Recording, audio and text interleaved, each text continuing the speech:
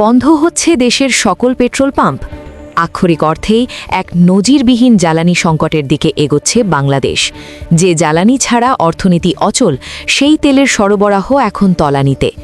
Bangladesh petrol pump owners association চরম সতর্কবার্তা দিয়েছে, যে কোনো সময় অনির্দিষ্টকালের জন্য বন্ধ হয়ে যেতে পারে সব পাম্প। কিন্তু কেন এই পরিস্থিতি?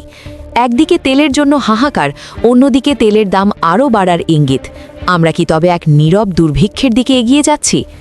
গত রোববার রাতে পেট্রোল পাম্প ওনার্স অ্যাসোসিয়েশন জানিয়েছে, দেশের জ্বালানি সরবরাহ ব্যবস্থা বা সাপ্লাই চেইন পুরোপুরি ভেঙে পড়েছে।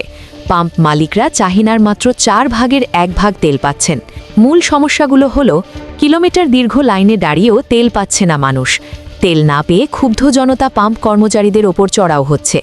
নিরাপত্তাহীনতার কারণে পাম্প মালিকরা যে কোনো মুহূর্তে শাটডাউনে যাওয়ার ঘোষণা দিয়েছেন। এটি দেশের অর্থনীতির জন্য একটি বড় সংকেত, যা পুরো পরিবহন ব্যবস্থাকে স্তব্ধ করে দিতে পারে। এই সংকটের মাঝে বিএনপি মহাসচিব মির্জা ফখরুল ইসলাম আলমগীর ঠাকুরগাঁওয়ে এক ভাষণে এক রূঢ় সত্য তুলে ধরেছেন। তিনি স্পষ্ট করে বলেছেন, মধ্যপ্রাচ্যের যুদ্ধের প্রভাবে সামনে তেলের দাম আরও বাড়বে, আর তেলের দাম বাড়া মানেই পরিবহন খরচ বৃদ্ধি এবং নিত্যপণ্যের দাম সাধারণ মানুষের নাগালের বাইরে চলে যাওয়া। এখানেই জনমনে প্রশ্ন উঠছে, পার্শ্ববর্তী দেশগুলোতে এমন হাহাকার না থাকলে আমাদের এখানে কেন? এটি কি বৈশ্বিক যুদ্ধের প্রভাব, নাকি তেলের দাম বাড়ানোর অজুহাত তৈরি করতে কৃত্রিম সংকট তৈরি করা হচ্ছে? বিশ্লেষকরা বলছেন, সংকট মোকাবিলায় সরকারের সুনির্দিষ্ট কোনো রোডম্যাপ এখনও দৃশ্যমান নয়।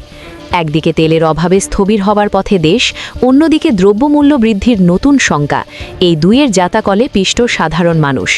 আপনার কি মনে হয়, পেট্রোল পাম্পের এই সংকটের আসল কারণ কি? এটি কি স্রেস বৈশ্বিক বিপর্যয়, নাকি অব্যবস্থাপনা?